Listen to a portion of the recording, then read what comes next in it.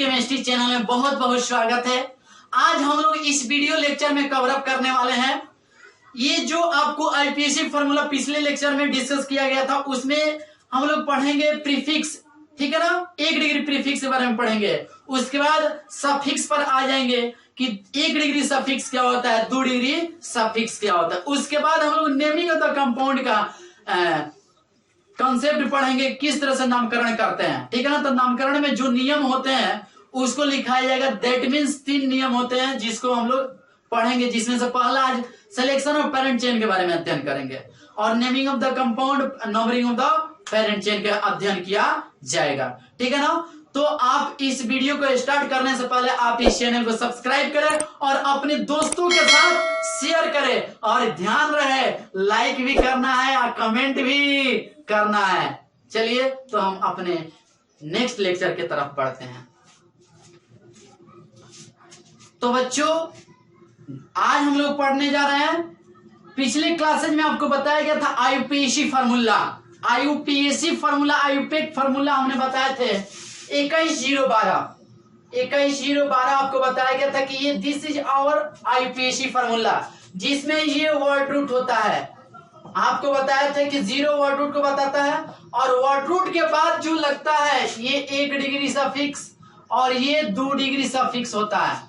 इसके word root के पहले वाला 1 डिग्री प्रीफिक्स और 2 डिग्री प्रीफिक्स होता है। इसमें से अपन कवर कर लिए थे वर्ड रूट को और 2 डिग्री प्रीफिक्स के बारे में देख लिए थे। अब हम लोग पढ़ेंगे 1 degree prefix.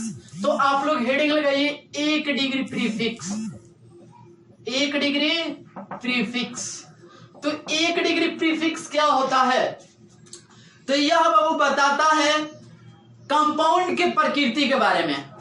It gives idea about nature of compound, compound की प्रकृति के बारे में बताता है। तो लिख सकते हैं इट गिव्स आइडिया अबाउट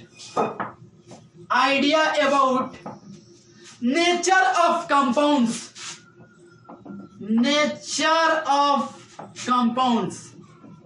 संक्षेप में लिखे हैं कंपाउंड्स को, ये लिखे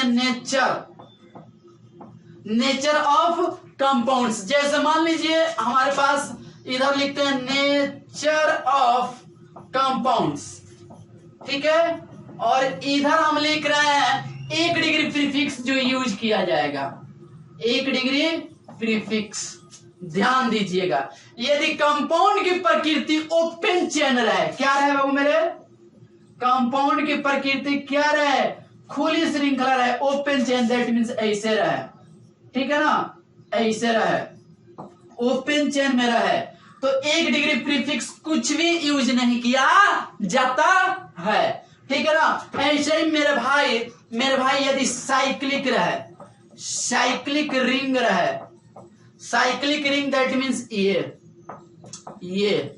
तो इस तरह का साइक्लिक रिंग रहे, तो जो 1 डिग्री प्रीफिक्स यूज करेंगे वह होगा साइक्लो। क्या होगा भाई मेरे, साइक्लो होगा, ठीक है ना। ऐसे ही मेरे भाई इधर लिख रहे हैं हम, यदि नेचर ऑफ कंपाउंड्स, ये 1 number, 2 number, 3 number nature of compounds हमारे पास रहे, एस्पायरिक कंपाउंड रहे, एस्पायरिक कंपाउंड। एस्पायरिक कंपाउंड्स क्या होता है अभी हम बताएंगे। तो उसका 1 डिग्री प्रीफिक्स होगा एस्पायरो, उसका 1 डिग्री प्रीफिक्स क्या होगा, एस्पायरो, ठीक है ना। अभी बताएंगे एस्पायरो क्या होता है। 2 रिंग एक दूसरे से जुड़ा रहे एक कॉमन कार्बन एटम के साथ, ये कॉमन कार्बन है, तो इस तरह से जब 2 रिंग एक दूसरे से फ्यूज रहे, ठीक है ना, और कॉमन कार्बन एक रहे, माने ये कार्बन दोनों रिंग में शामिल रहे, तो उसको एस्पायरो कंपाउंड के नाम से जाना जाता है। और जब एस्पायरो कंपाउंड होगा तो जो हम लोग प्रीफिक्स 1 डिग्री यूज करेंगे, क्या करने वाले हैं, तो एस्पायरो, ध्यान रहे क्या यूज करेंगे, एस्पायरो, एस्पायरो। ऐसे ही मेरे भाई चौथा तुमसे कह दे कि यदि बाईसाइक्लिक कंपाउंड रहे, बाईसाइक्लिक रिंग रहे, कंपाउंड्स रहे, माने बाईसाइक्लिक कंपाउंड्स मतलब 2 रिंग होगा, 2 रिंग एक दूसरे से जुड़ेगा, एक रिंग, 2 रिंग, लेकिन कॉमन कार्बन यहां पर 2 होता है, इसको बाईसाइक्लिक कंपाउंड के नाम से जाना जाता है। और जो इसमें यूज करेंगे प्रीफिक्स वो होगा बाईसाइक्लो। जैसे साइक्लो है वैसे ही क्या होगा, बाईसाइक्लो। तो हमको लगता है कि आपको कहीं पर कंफ्यूजन नहीं है। 1 डिग्री प्रीफिक्स किसको बताता है? तो क्या कहिएगा? यह कंपाउंड के प्रकृति को बताता है कि कंपाउंड ओपन चल रहा है तो प्रीफिक्स कुछ भी यूज नहीं करेंगे, 1 डिग्री प्रीफिक्स कुछ भी यूज नहीं होगा। यदि मेरे भाई साइक्लिक कंपाउंड रिंग रहे तो हम लोग साइक्लो यूज करेंगे। यदि कंपाउंड एस्पायरिक कंपाउंड है, एस्पायरिक कंपाउंड है तो का यूज करेंगे? एस्पायरो 1 डिग्री प्रीफिक्स के रूप में यूज होगा। यदि बाईसाइक्लो कंपाउंड्स रहे तो मेरे भाई क्या यूज होगा? 1 डिग्री प्रीफिक्स, तो बाईसाइक्लो यूज होगा। ठीक है, तो आप इसको कॉपी में लिख लीजिए। इसके बाद आगे बढ़ते हैं।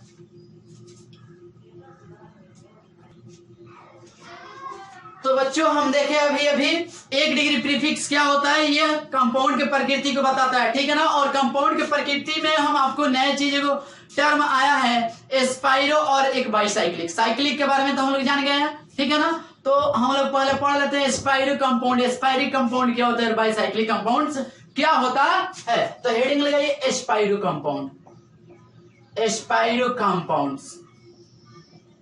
ठीक है, एस्पायरो कंपाउंड्स क्या होता है?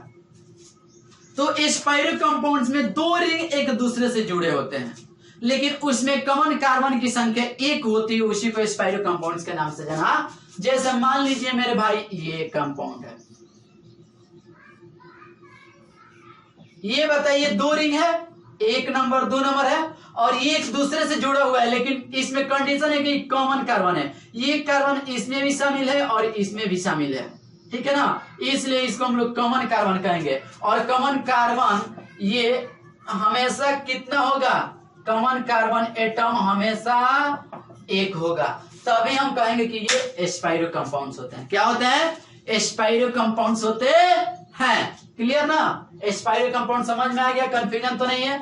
बहुत सारे एग्जांपल ले सकते हैं मेरे भाई, बहुत सारे एग्जांपल हम लोग ले सकते हैं। जैसे ये क्या एस्पायरो बिल्कुल है, यहाँ कॉमन कार्बन 1 और 2 रिंग।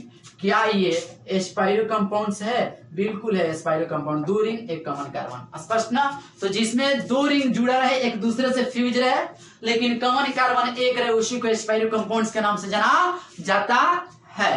ठीक है ना, तो यहाँ पर क्या लिख सकते हैं कि यदि दो रिंग एक दूसरे से डायरेक्ट जुड़ा रहे एक कॉमन कार्बन एटम के साथ, क्या कहलाता है? एस्पायरो कंपाउंड्स कहलाता है। यदि, तो यहां पर लिख सकते हैं, यदि 2 रिंग एक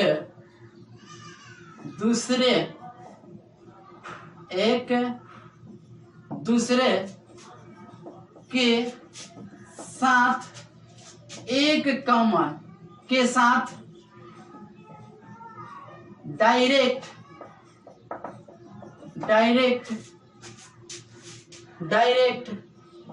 एक कॉमन कार्बन एटम के साथ जुड़े होते हैं एस्पायरो कंपाउंड्स कहलाते हैं। एस्पायरो कंपाउंड्स कहलाते हैं। ठीक है ना, कहलाता है। तो समझ में आ गया ना एस्पायरो कंपाउंड्स क्या होता है? एक बार फिर से मिला लो। यदि 2 रिंग एक दूसरे के साथ डायरेक्ट मतलब सीधे एक कॉमन कार्बन एटम के साथ जुड़े होते हैं, एस्पायरो कंपाउंड्स कहलाते हैं। स्पष्ट ना? क्या कहलाता है? एस्पायरो कंपाउंड्स कहलाते हैं। इसको नोट डाउन कर लीजिए आप लोग फटाफट। इसके बाद देखते हैं बाईसाइक्लिक कंपाउंड। ठीक है, नोट कर लीजिए इसको बाबू मेरे। नेक्स्ट हम लोग देखते हैं, वीडियो पॉज करके लिख सकते हैं आप। नेक्स्ट हम लोग देखेंगे बाईसाइक्लिक कंपाउंड या बाईसाइक्लो कंपाउंड उसी को बोल सकते हैं। नेक्स्ट हम लोग देख रहे हैं बाईसाइक्लो कंपाउंड या साइक्लिक कंपाउंड्स बोल सकते हैं। इसमें भी 2 रिंग जुड़ा रहता है डायरेक्ट, लेकिन अंतर बस इतनी सी है कि 2 कॉमन कार्बन होता है इसमें। जैसे मान लीजिए ये कंपाउंड्स ले लिया, ठीक है ना, तो यहां पर 1 रिंग और ये 2 रिंग हो गया। देख रहे हैं ना, कॉमन कार्बन है, कॉमन कार्बन। क्यों? क्योंकि ये कॉमन कार्बन इसमें भी भाग लिया है, इसमें भी भाग लिया है, ये कॉमन कार्बन इसमें भी भाग लिया है और इसमें भी भाग लिया है।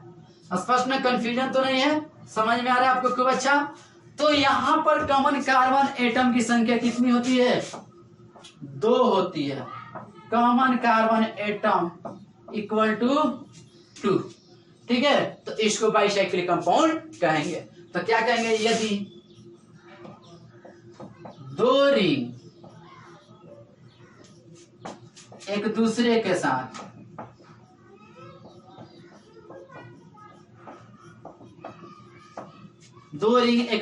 साथ दो कॉमन कार्बन एटम द्वारा डायरेक्ट जुड़े होते हैं बाइसाइक्लो कंपाउंड कहलाता है। बाइसाइक्लो कंपाउंड कहलाता है। बाइसाइक्लो कंपाउंड्स का बहुत सारे एग्जांपल ले सकते हैं। जैसे ये भी एक क्या है? बाइसाइक्लिक कंपाउंड है, कॉमन कार्बन 2 है। ये भी क्या है आपका? बाइसाइक्लिक कंपाउंड है। कंफ्यूजन नहीं है, तो आप इसको नोट कर सकते हैं। अब इसके बाद हम लोग देखेंगे आईपीसी फार्मूला 21.012। ये वर्ड रूट हो गया। 1 डिग्री प्रीफिक्स देख लिए, 2 डिग्री प्रीफिक्स भी देख लिए। अब हम लोग देखेंगे सफिक्स, 1 डिग्री सफिक्स और 2 डिग्री सफिक्स। ये आईपीसी फार्मूला का 5 कंपोनेंट के बारे में आज कंप्लीट हो ही जाएगा। क्लियर ना? तो आप इसको नोट करें, ठीक है ना। इसके आगे हम लोग देखेंगे क्या? 1 डिग्री सफिक्स। क्लियर? तो फटाफट लिखिए इसको। लिखते हैं 1 डिग्री सफिक्स।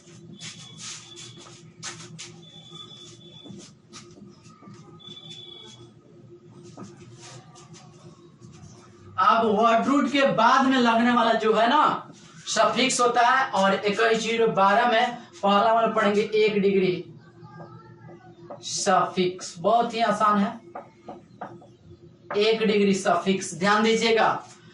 1 डिग्री सफिक्स क्या होता है? तो ये ना कंपाउंड्स में उपस्थित जो कार्बन कार्बन बॉन्ड होता है ना, जो कार्बन कार्बन के बीच बॉन्ड होता है, माने single bond, double bond, triple bond, उसके प्रकृति को बताता है। जैसे मान लीजिए nature of CC bond, nature of CC bond, ठीक है ना। और इधर ले लेते हैं 1 डिग्री सफिक्स क्या यूज करेंगे? 1 डिग्री सफिक्स क्या यूज किया जाएगा वहीं? जैसे कार्बन कार्बन के बीच क्या रहे? सिंगल बॉन्ड रहे, तो सफिक्स जो यूज करेंगे ANE। यदि कार्बन कार्बन के बीच डबल बॉन्ड रहे तो ENE। यदि कार्बन कार्बन के बीच डबल बॉन्ड 2 रहे, कितना रहे? 2 रहे, तो नाम के पहले डाई लगा देंगे, डाइन। क्या हो जाएगा? डाइन। यदि 3 रहे कार्बन कार्बन के बीच तो ट्राइइन लिखेंगे। यदि 4 रहे कार्बन कार्बन के बीच डबल बॉन्ड तो इसको हम लोग लिखेंगे टेट्राइन। यदि 5 रहे तो पेंटाइन, 6 रहे तो हेक्साइन, 7 रहे तो हेप्टाइन, 8 रहे तो ओक्टाइन, 9 रहे तो नोनाइन, 10 रहे तो डेक्टाइन। आगे आप बढ़ा सकते हैं डबल बॉन्ड में। अब यदि कार्बन कार्बन के बीच, यदि कार्बन कार्बन के बीच कौन बॉन्ड रहे? ट्रिपल बॉन्ड रहे, तो यूज करेंगे YNE। जो 1 डिग्री सफिक्स यूज होगा YNE। यदि कार्बन कार्बन के बीच 2 गो रहे तो यहाँ यूज करेंगे डाइवाइन, डाई लगा देंगे। यदि कार्बन कार्बन के बीच 3 गो ट्रिपल बॉन्ड रहे तो ट्राइवाइन, क्या यूज करेंगे? ट्राइवाइन। 4 रहे तो टेट्रावाइन, 5 रहे पेंटावाइन। समझ में आया ना? और इसी प्रकार यदि मेरे भाई 1 डबल बॉन्ड रहे और 1 ट्रिपल बॉन्ड कार्बन कार्बन के बीच रहे, तो पहले हम डबल बॉन्ड का प्रायोरिटी देते हैं, उसके बाद ट्रिपल बॉन्ड का प्रायोरिटी देते हैं। तो डबल बॉन्ड के लिए ENE और ट्रिपल बॉन्ड के लिए YNE। Y के पहले कभी भी E आएगा तो E को रिमूव कर देना, हटा देना है। तो क्या बन जाएगा हमारा? E9, ठीक है ना। E हट जाएगा। क्लियर ना? Y के पहले E है तो हमेशा E को क्या कर देना है? हटा देना है। याद रहे ये बात, बेसिक बात। क्लियर ना? ये हम बोले अभी कि डबल बॉन्ड का प्रायोरिटी पहले लिखते हैं, क्यों? क्योंकि यहाँ पर हम अल्फाबेटिकल ऑर्डर देखेंगे ना तो ई आता है पहला लेटर, इसका वाई आता है, तो एबीसीडी में पहले प्रायोरिटी ई का होता है, इसलिए डबल बॉन्ड का प्रायोरिटी सीनियर होता है। किससे प्रायोरिटी ज्यादा होता है? ट्रिपल बॉन्डेड वाला का। क्लियर ना? ऐसा ही यदि दो डबल बॉन्ड आ सकता है और एक ट्रिपल बॉन्ड, तो क्या यूज करेंगे? तो डाई, ठीक है ना, ENE प्लस YNE, ई को हटा सकते हैं, क्या बन जाएगा? डाइइनवाइन। स्पष्ट ना? क्लियर? कंफ्यूजन है ना? लेकिन यहां पर बाबू यदि डबल बॉन्ड भी क्या आ जाए, दो आ जाए, ट्रिपल बॉन्ड भी दो आ जाए, तब क्या करेंगे? तो डबल बॉन्ड भी दो, तो ऐसा ही लगा देंगे डाइइन डाइवाइन। स्पष्ट ना? कंफ्यूजन तो नहीं है? तो यहाँ पर ध्यान रहे, इसका पोजीशन अलग दे सकते हैं डाइइन का, और इसका अलग दे सकते हैं, सेपरेट भी कर सकते हैं हम लोग, कौन प्रॉब्लम आपको नहीं होगा। तो इस तरह से हम लोग क्या पढ़े अभी? 1 डिग्री सफिक्स, इसके बारे में लिख देंगे। आप लोग लिख सकते हैं, बोल सकते हम कि यह कंपाउंड में उपस्थित कार्बन कार्बन के बीच, कार्बन के बीच बॉन्ड के प्रकृति को बताता है। तो यहां लिख सकते हैं इसको, या कंपाउंड में उपस्थित, कंपाउंड में प्रेजेंट कार्बन कार्बन के बीच उपस्थित बॉन्ड के नेचर को बताता है, बताता है। क्लियर ना? यदि कार्बन कार्बन के बीच सिंगल बॉन्ड रहता है NaNe, डबल बॉन्ड रहता है ENE इन, ट्रिपल बॉन्ड रहे तो YNE माइन। क्लियर ना? कंफ्यूजन तो नहीं है? तो हम लोग आईपीएसी फॉर्मूला में 21/012 में मेरे भाई इधर वाला सब पढ़ लिए, ये भी पढ़ लिए। अब एक बच गया 2 डिग्री सफिक्स। क्लियर ना? उसके बाद नियम पढ़ेंगे आईपीएसी का। स्पष्ट ना? नोमेनक्लेचर ऑफ अल्काइल ग्रुप का नोमेनक्लेचर हम लोग पहले पैरेंट चेन का सिलेक्शन सीखेंगे, उसके बाद जो नियम होते हैं उसको सीख करके उसको सीखेंगे, तो आसानी से हम लोग को समझ में आएगा। बीच में से यदि स्टार्ट कर दिया जाए तो बहुत ही प्रॉब्लम जनरेट होगा, इसलिए हम थोड़ा सा वेट करना पड़ेगा, पैशन रखना पड़ेगा। तो इसको आप नोट करें पहले।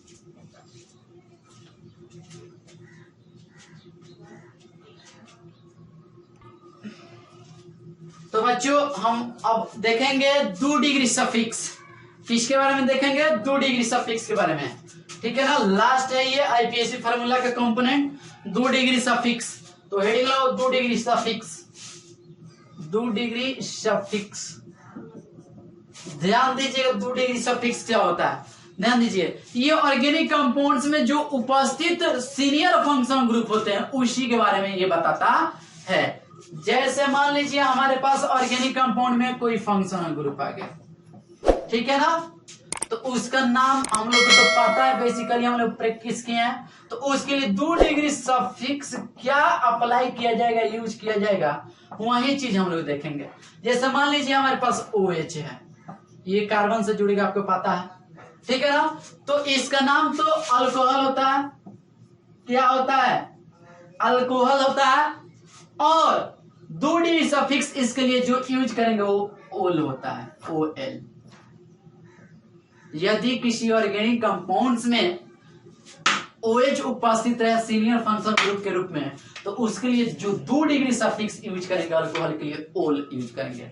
ऐसे ही यदि CHO रहे तो इसको हम लोग एल्डिहाइड कहते हैं, क्या कहते हैं, एल्डिहाइड कहते हैं। तो इसके लिए जो 2 डिग्री सफिक्स यूज होता है ऑल, ठीक है ना। ये नल वाला ऑल, ये ओल वाला ओल। क्लियर? कंफ्यूजन तो नहीं है। ऐसे ही मेरे भाई SH रहे, मान लीजिए क्या रहे, SH रहे, तो इसको थायो अल्कोहल कहते हैं,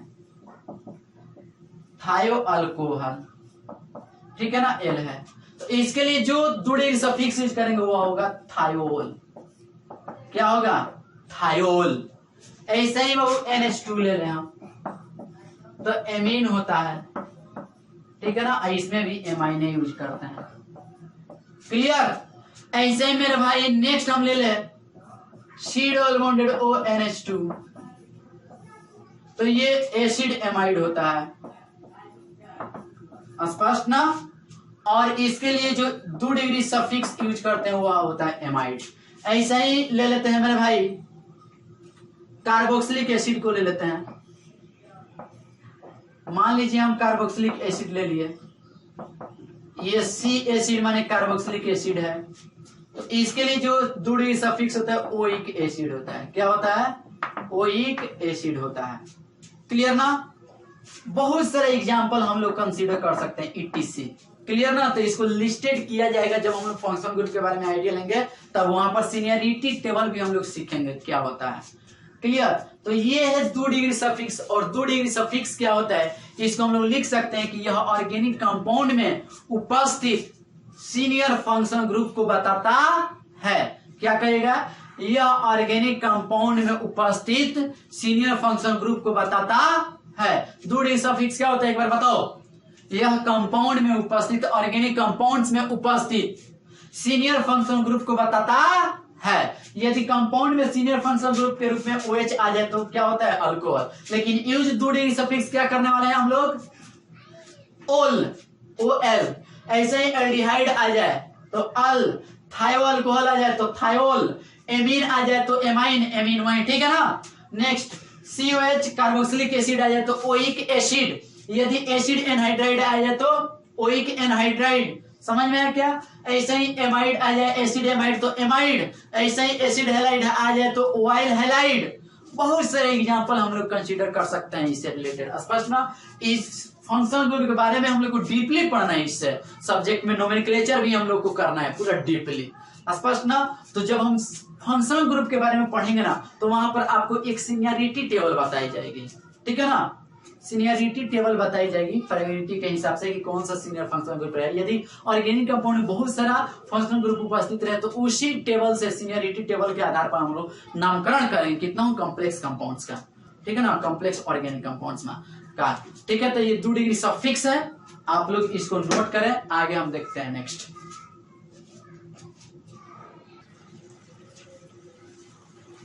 तो बच्चों हम लोग IPSC फार्मूला 21012 वर्ड रूट, ये सफिक्स, प्रीफिक्स, ये 5 कंपोनेंट्स के बारे में आइडिया ले लिए हैं। एक बार रिव्यू करते हैं। ठीक है ना। देखिए वर्ड रूट के बारे में पहले बताते हैं। वर्ड रूट क्या होता है? तो वर्ड रूट किसी पैरेंट चेन या साइड चेन में उपस्थित कार्बन की संख्या को वर्ड रूट कहा जाता है। यदि कार्बन की संख्या 1 रहे तो मेथ, 2 रहे तो एथ, 3 रहे तो प्रोप, 4 रहे तो ब्यूट, 5 रहे तो पेंट। समझ में आया। उसके बाद हम आए थे 2 डिग्री प्रीफिक्स के बारे में बताए थे। प्रीफिक्स यह साइड चेन को बताता है, आपको साइड चेन सिखाया गया। यह सब्स्टिट्यूएंट के बारे में बताता है। क्लियर। 1 डिग्री अभी प्रीफिक्स हम लोग देखे हैं कि यह कंपाउंड के प्रकृति को बताता है कि कंपाउंड ओपन चेन है कि साइक्लिक है कि स्पाइरो है कि बाइसाइक्लिक है। यदि ओपन चेन है तो प्रीफिक्स हम लोग 1 डिग्री यूज नहीं करते हैं। यदि कंपाउंड साइक्लिक रहे, यदि कंपाउंड क्या रहे? साइक्लिक रहे, तो हम लोग साइक्लो प्रीफिक्स का यूज करते हैं। यदि कंपाउंड साइक्लिक रहे तो साइक्लो प्रीफिक्स, 1 डिग्री प्रीफिक्स से यूज करते हैं। वैसे ही बाबू मेरे, यदि कंपाउंड एस्पाइरो रहे, एस्पायरिक रहे, तो जो 1 डिग्री प्रीफिक्स यूज होगा वह होगा एस्पाइरो। क्या होगा? एस्पाइरो। क्लियर ना। वैसे ही यदि बाइसाइक्लिक कंपाउंड रहे तो जो 1 डिग्री प्रीफिक्स यूज होगा वह क्या होगा? बोलो जल्दी। बाइसाइक्लो यूज होगा। क्या होगा? बाइसाइक्लो। क्लियर ना। तो ये हम रिव्यू कराएं। तो इधर वाला हो गया। अब उसके बाद हम लोग आए थे 1 डिग्री सफिक्स। तो 1 डिग्री सफिक्स ना कंपाउंड के प्रकृति में उपस्थित कार्बन के बीच बॉन्ड के प्रकृति को बताता है। किसी ऑर्गेनिक कंपाउंड में उपस्थित कार्बन के प्रकृति को बताता है 1 डिग्री सफिक्स। जैसे कार्बन के बीच केवल सिंगल बॉन्ड रहे तो जो 1 डिग्री सफिक्स यूज करेंगे ANE, डबल बॉन्ड रहे तो ENE, ट्रिपल बॉन्ड रहे तो YNE, यदि 2 डबल बॉन्ड रहे तो डाइन, 3 रहे तो ट्राइन, 4 रहे तो टेट्राइन। वैसे ही ट्रिपल बॉन्ड रहे तो वाइन, 2 ट्रिपल बॉन्ड रहे तो डाइवाइन। समझ में आया क्या?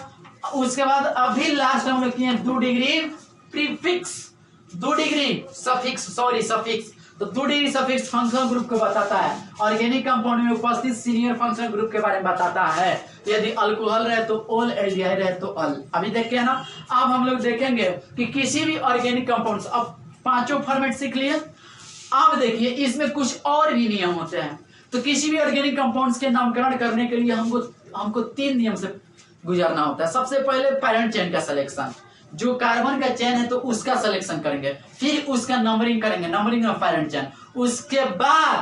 उसके बाद नेमिंग ऑफ द कंपाउंड को सीखेंगे। क्लियर? कंफ्यूजन नहीं है। तो सबसे पहले लिखेंगे हम लोग कि किसी भी, लिखिए, लिख सकते हैं यहां पर स्टार देके, किसी भी ऑर्गेनिक कंपाउंड का नामकरण करने के लिए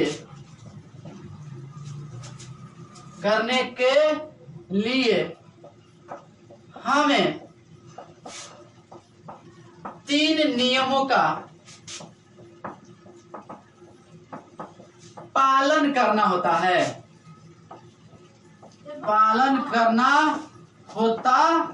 है। किसी भी ऑर्गेनिक कंपाउंड का नामकरण करने के लिए बाबू हमें 3 नियमों का पालन करना होता है। और वह कौन कौन सा नियम है मेरे भाई? तो पहला होता है सिलेक्शन ऑफ पैरेंट चेन। पहला क्या होता है? तो होता है पहला सिलेक्शन ऑफ पैरेंट चेन। पहला क्या होता है छोटू? Selection of parent chain. दूसरा मेरे भाई इसका हिंदी होगा जनक श्रृंखला का चयन।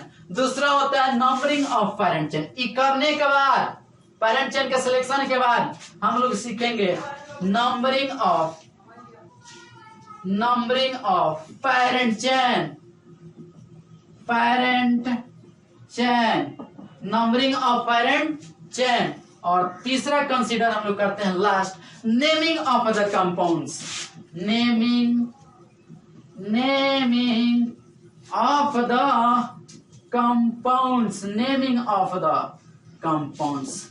कंफ्यूजन तो नहीं है? तो सबसे पहले हम लोग पढ़ने जाएंगे सिलेक्शन ऑफ पैरेंट चेन। तो सिलेक्शन ऑफ पैरेंट चेन का कंसेप्ट सीखेंगे, ट्रिक सीखेंगे कैसे सिलेक्ट करते हैं पैरेंट चेन को। उसके बाद नंबरिंग का कंसेप्ट सीखेंगे कि पैरेंट चेन सेलेक्ट कर लिए तो उसका नंबरिंग किस प्रकार की जाएगी। उसके बाद हम लोग lastly naming of the compound करके हम किसी भी कॉम्प्लेक्स ऑर्गेनिक कंपाउंड का नामकरण आसानी से कर सकेंगे। तो ये 3 रूल बहुत ही महत्वपूर्ण है और ये शुरू में ही थोड़ा सा मेहनत करना होता है। इसके बाद तो ये बहुत आसान हो जाता है, सीखने के बाद बहुत ही आसान हो जाता है। किसी भी कॉम्प्लिकेटेड ऑर्गेनिक कंपाउंड के नामकरण करने में इतना ही है, मतलब हेल्प करेगा कि क्या बताएं आपसे। स्पष्ट ना? तो मेरे भाई इसको आप नोट करिए और इसमें से हम लोग पहला हेडिंग लगाएंगे सिलेक्शन ऑफ पैरेंट चेन। पहला हेडिंग क्या लगाएंगे मेरे भाई? Selection of parent chain. तो चल मेरे भाई हेडिंग लगाओ selection of parent chain. Selection of parent chain. चलिए मेरे भाई, तो हम लोग पहला पढ़ेंगे सिलेक्शन ऑफ पैरेंट चेन को संक्षेप में क्या लिख रहे हैं अपन?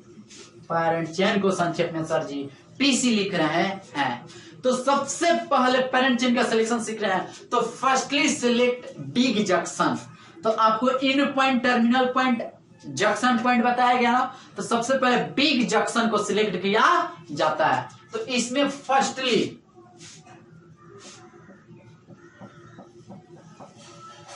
मैंने सबसे पहले सिलेक्ट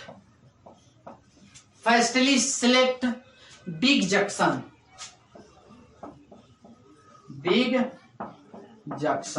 सबसे पहले हम लोग जंक्शन का सिलेक्शन करते हैं, बड़ा जंक्शन होगा उसको। क्लियर? उसके बाद देन माने तब, ठीक है ना। उसके बाद उधर जाओ जिधर maximum number of continuous carbon प्राप्त हो। तो लिखेंगे इधर, उधर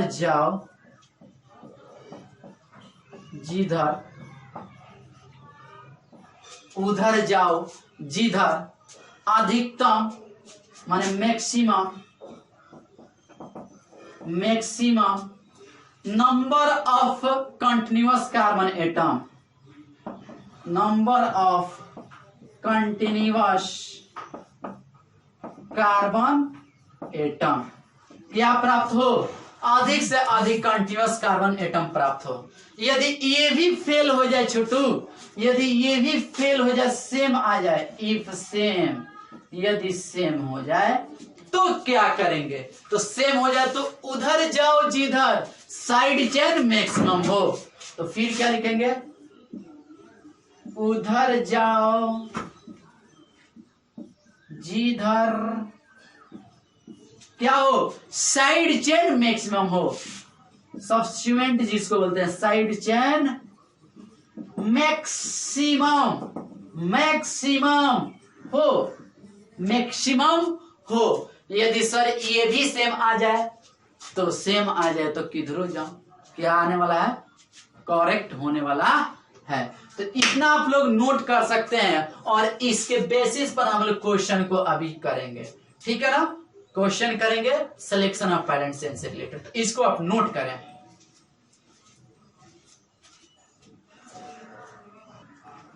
तो बच्चों सिलेक्शन ऑफ पैरेंट चेन से रिलेटेड यहां पर क्वेश्चन को कंसीडर किया गया है, जिसको अभी हमको करना है, ठीक है ना। क्वेश्चन है मेरे भाई, select the parent chain of following, दिए गए हैं ये निम्नलिखित कंपाउंड्स जिसका पैरेंट चेन का सिलेक्शन करना है। और पैरेंट चेन के सिलेक्शन के लिए आपको बहुत ही शानदार कंसेप्ट बताया गया है कि सबसे पहले हम लोग बिग जंक्शन, बड़ा जंक्शन को सिलेक्ट करते हैं। तो आइए सिलेक्ट करते हैं, किस प्रकार करते हैं। तो फर्स्ट कंपाउंड को हम लोग कंसीडर करते हैं। सर जी अभी बताया नियम में कि सबसे पहला पॉइंट क्या है कि select the, firstly select the big chain, big junction, big junction. तो जंक्शन क्या है, आनरो ये जंक्शन होता है, पता है ना, जंक्शन ये होता है, आपको पता है, ये सब बेसिक बताया गया है। पिछला वीडियो देख देख करके आप रिव्यू हो जाए, रिफ्रेश हो जाए, ताकि आपको कहीं पर भी आगे के लेक्चर में प्रॉब्लम ना हो, ठीक है ना।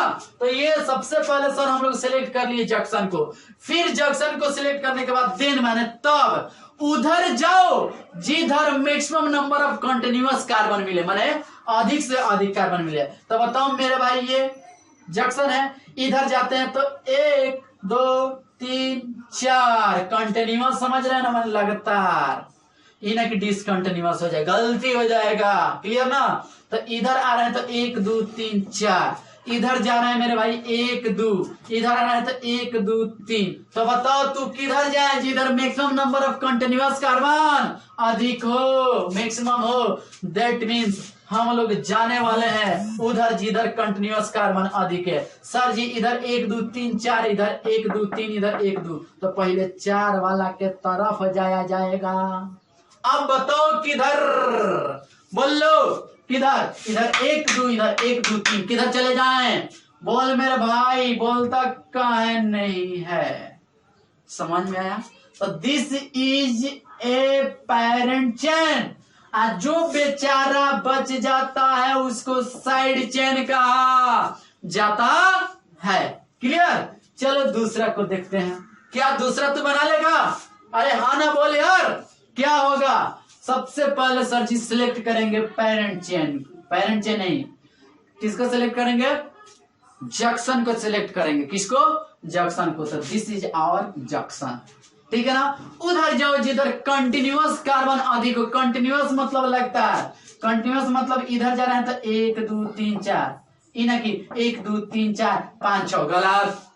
कंटिन्यूअस माने एक ही रास्ता में जाना है, एक ही रास्ता के तरफ जाना है। तो इस जंक्शन से इधर जा रहे हैं, गाड़ी को बढ़ा रहे हैं, तो 1 गो सवारी माने कार्बन, 2 गो सवारी, 3 गो सवारी, 4 गो, ठीक। उधर जाएंगे 4 गो, इधर सवारी कितना मिल रहा है, इधर 4 गो मिल रहा है।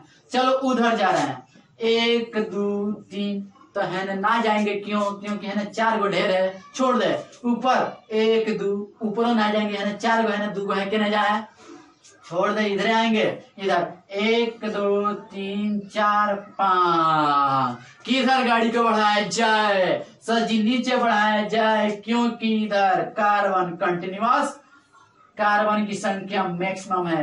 अब तू सिलेक्ट करके बताओ किधर जाए, इधर कार्बन ज्यादा के ऊपर की इधर, सर जी इधर 4 को काउंट किए थे ना, तो इधर समझ में आया। चल नेक्स्ट क्वेश्चन को देखते हैं। नेक्स्ट क्वेश्चन, ठीक है। चलिए मेरे भाई यहां पर आ जाओ। जंक्शन सर जी ये भी है, ये भी जंक्शन है सर, ये भी है सर, ये भी है, बोलते क्या नहीं मेरे भाई। अब तो सर जी बोले हैं कि उस जंक्शन को सिलेक्ट करना है जो बिग जंक्शन बड़ा हो। बताओ कौन बड़ा है सर जी? ये बड़ा है। तो यहां से उधर जाओ, गाड़ी को उधर बढ़ाओ जिधर सवारी की संख्या माने कंटिन्यूअस कार्बन की संख्या क्या हो, अधिक हो। तो चलो गिनते हैं कार्बन को, 1 2 3 4 को इधर चल देख लेते हैं। इधर आते हैं 1 2 3 4 जा। सेम सेम कहानी उल्टा पुल्टा हो रहा है। इधर आओ 1 2 3 4। अब क्या होगा? कुछ नहीं होगा। नेक्स्ट रूल क्या कहता है? सबसे पहले फर्स्टली सेलेक्ट जंक्शन, उधर जाओ जिधर कंटिन्यूअस कार्बन अधिक, इधर भी अधिक 4, इधर भी नीचे भी आ रहे हैं तो वो 4, एहनाऊ जा रहा है तब वो 4। तब क्या करेंगे? तो फिर कहता है नियम, यदि सेम आ जाए तो उधर जाओ जिधर साइड चेन अधिक हो। तो मेरे भाई साइड चेन इधर मेरे को मिल सकता है 1 2, इधर 1 भी नहीं, इधर 1। तो पहले किधर जाए? जिधर साइड चेन अधिक हो, बुझियो। उसके बाद इधर साइड चेन 1 भी नहीं और इधर 1। तो मेरे भाई नीचे आएंगे, किधर जाएंगे? नीचे आएंगे, बुझाया? पक्का? चलिए वेरी गुड, बहुत अच्छा। नेक्स्ट देख लीजिए क्वेश्चन। क्या तू बना लेगा यार? हाँ ना बोल यार। सबसे पहले हम लोग सिलेक्ट करते हैं जंक्शन को। ले मेरे भाई जंक्शन को सिलेक्ट कर लिया। अब जंक्शन को सिलेक्ट करने के बाद उधर जाओ जिधर कंटिन्यूअस कार्बन अधिक हो। ले मेरे भाई इधर 1 2 3, इधर 1 2 3, ठीक है ना? 4 5 भी हो सकता है। इधर 1 2 3। हमको लगता है कि यहाँ से इधर गाड़ी को बढ़ाना है। जहां जे आ गया जंक्शन तो गाड़ी को रोक देना है। क्या कर देना है? गाड़ी को रोक के तनी सुस्ताना है, देखना है केने सवारी ढेर मिलेगा, माने कंटिन्यूअस कार्बन अधिक मिलेगा। तो इधर जाएंगे तो 1 2, इधर भी 1 2। अब क्या करेंगे? तो देखेंगे साइड चेन कौन में माने कार्बन निकला है, ब्रांचिंग डाली। तो डाली इसमें 1 हो ना, इसमें 1 हो, तो नीचे आ जाएंगे कहें कि कंटिन्यूअस कार्बन सेव हो रहा है। इधर देखो 1 2 3, इधर 1 2 3। अब क्या करेंगे? इधरो 3 इधरो 3। बताओ किधर? नीचे। क्यों? क्योंकि इधर एक साइड चेन मिलेगा। तो आ जाओ मेरे भाई नीचे। समझ में आया? हमको लगता है कि 4 क्वेश्चन ही आपके कॉन्सेप्ट को पूरा 100% क्लियर कर दिया होगा। ठीक है ना? इसके आगे हम लोग नेक्स्ट लेक्चर में इस पर और क्वेश्चन प्रैक्टिस करके नेक्स्ट रूल हम लोग पढ़ेंगे नंबरिंग ऑफ पैरेंट चेन। ठीक है ना? उसके बाद नेमिंग ऑफ द कंपाउंड में आ जाएंगे, जिसका इंतजार हम लोग करना है। ठीक है ना? तो चलिए नेक्स्ट लेक्चर में हम लोग मिलते हैं। धन्यवाद।